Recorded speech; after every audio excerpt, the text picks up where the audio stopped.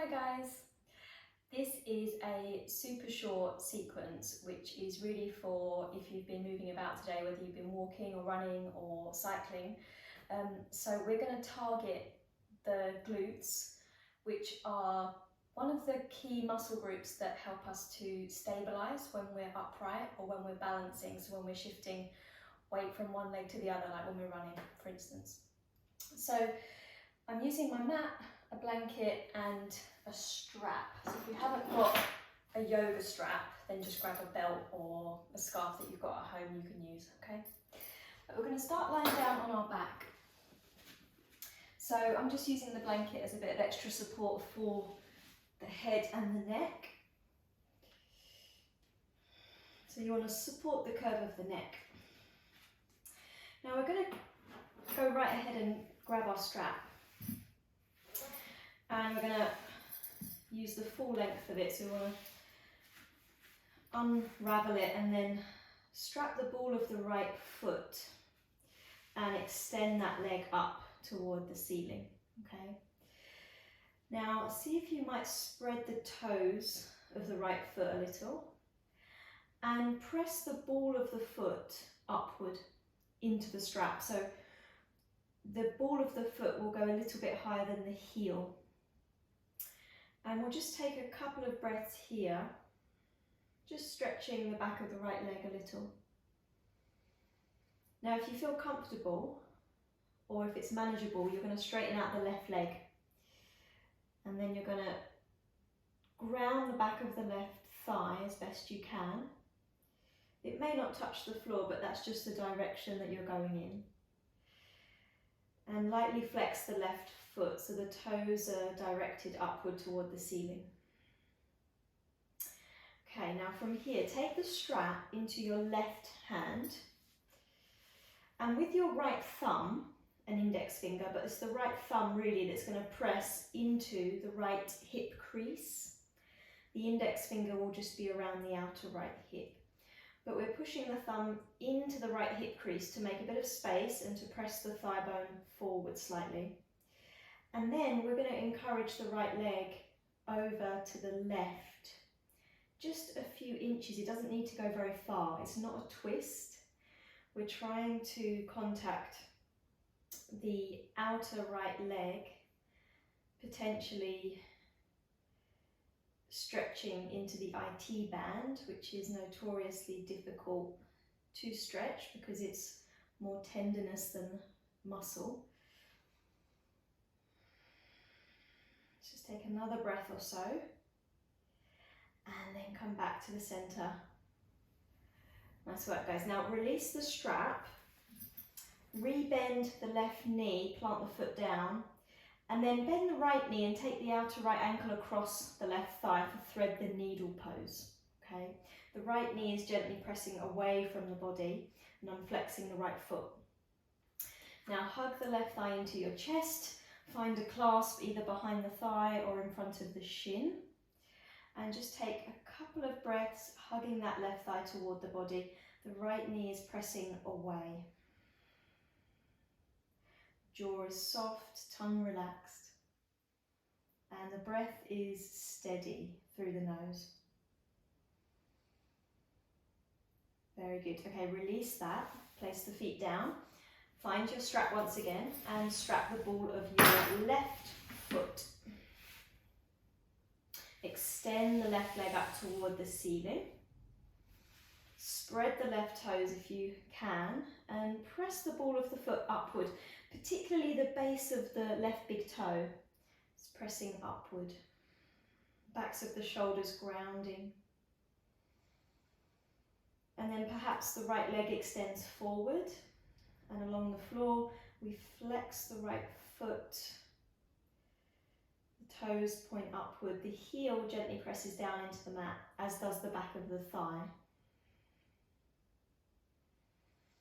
Just one more breath here, stretching along the back of the left leg.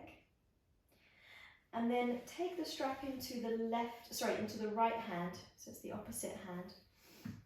And then with your left thumb, find the left hip crease. Press the thumb into the hip crease The index finger and the rest of the hand is just going to perhaps cut the outer thigh or outer hip.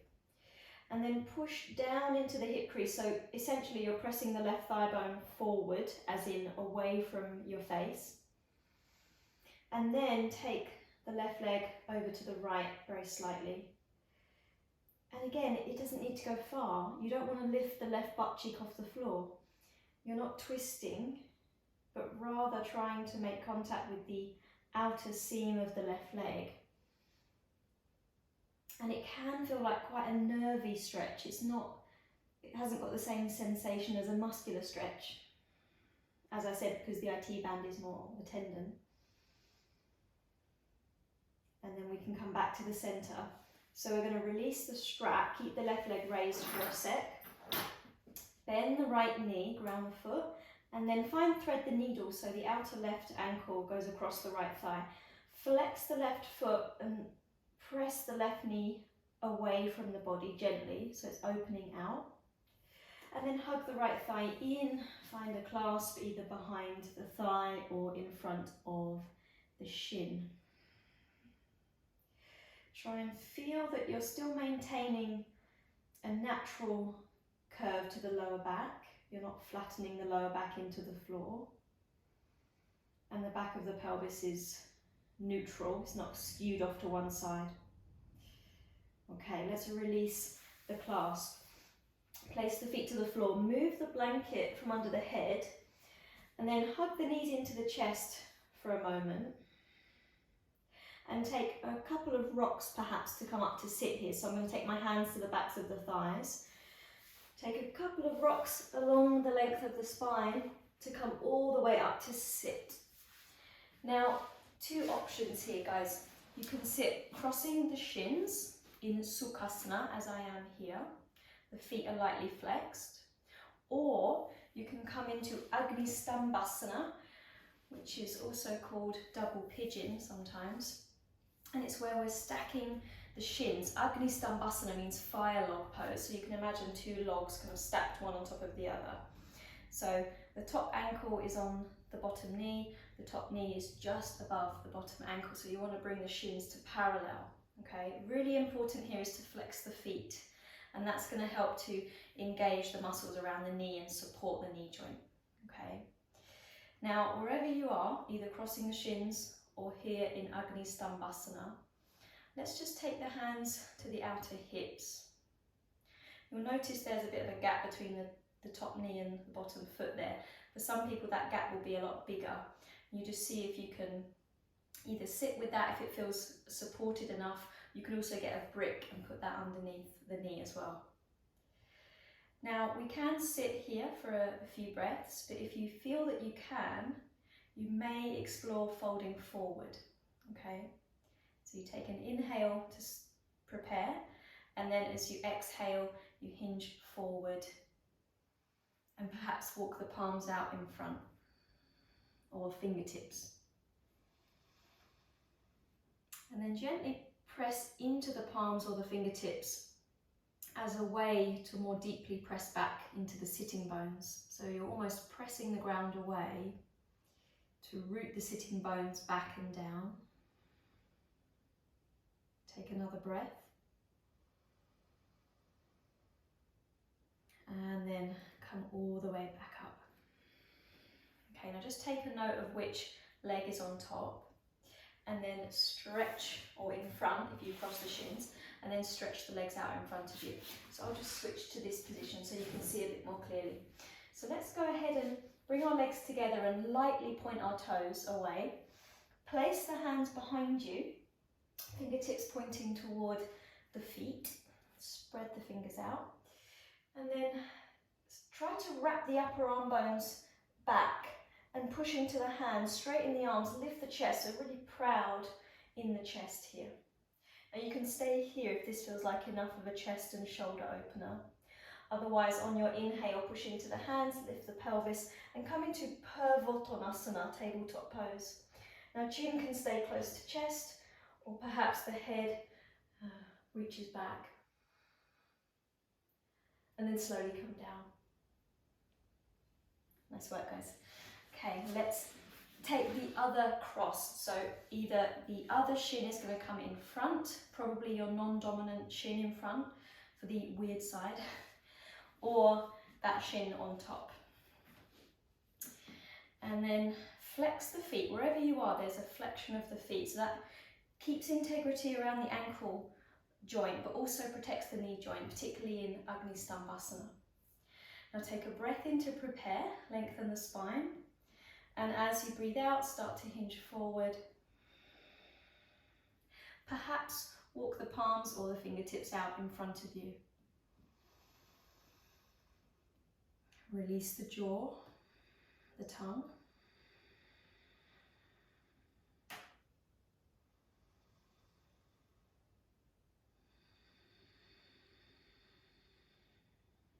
Very good. And then slowly come back up.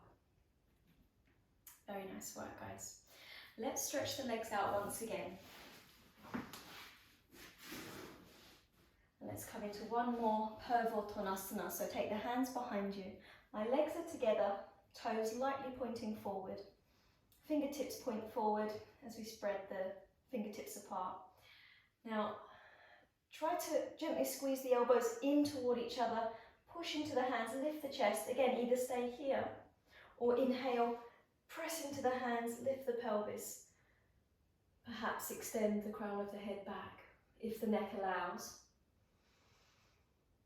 And then slowly come back down. Nice work, guys. Now flex your feet, keep the legs out long, flex your feet and separate the legs about hip width apart, ground the sitting bones. And we'll just take a simple twist. So we'll take our right hand to the outer left knee or thigh and just cup the fingertips around. And then take the left fingertips behind your back. Now we'll inhale to lengthen, feel the sitting bones rooting down and the crown of the head lift.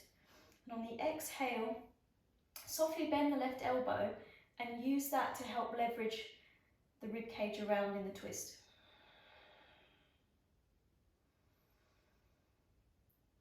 Just take another breath or so. And then exhale to release and take it the other way. So left hand to the outer right knee or thigh. Feet are flexed, right fingertips behind the back. Inhale to sit nice and tall. On the exhale, begin to turn the rib cage and the chest open to the right hand side. Gently encourage the right shoulder head back behind. Deep breaths. Let's take one more. And then as we exhale, slowly release from the twist. Come to face forward. Bend the knees. And then cross your shins so that you can roll over your feet and come onto hands and knees. Just take a few cycles of cat and cow here, guys. So on the inhale, belly soft, collarbones wide, chest opening forward. Exhale, ground the hands as well as the shins slightly as you dome the upper back and tuck the chin to the chest. One more time.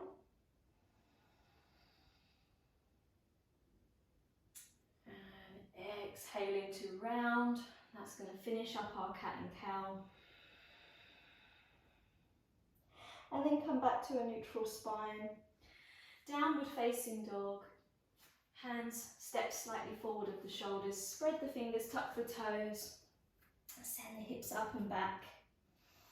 So just a nice full lengthening of the whole back body. So we ground into the hands. Gently pushing the ground away to help lengthen the spine and raise the pelvis up and back. The knees can be soft here, guys, so don't force anything in the hamstrings.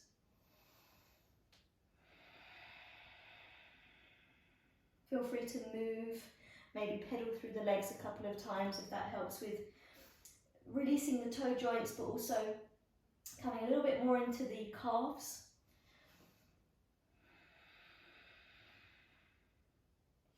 And then bring the knees to the ground and rest back in child's pose to finish.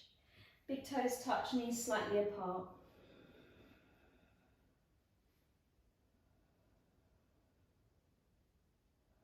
So we'll just take about 4 to 5 deep breaths here.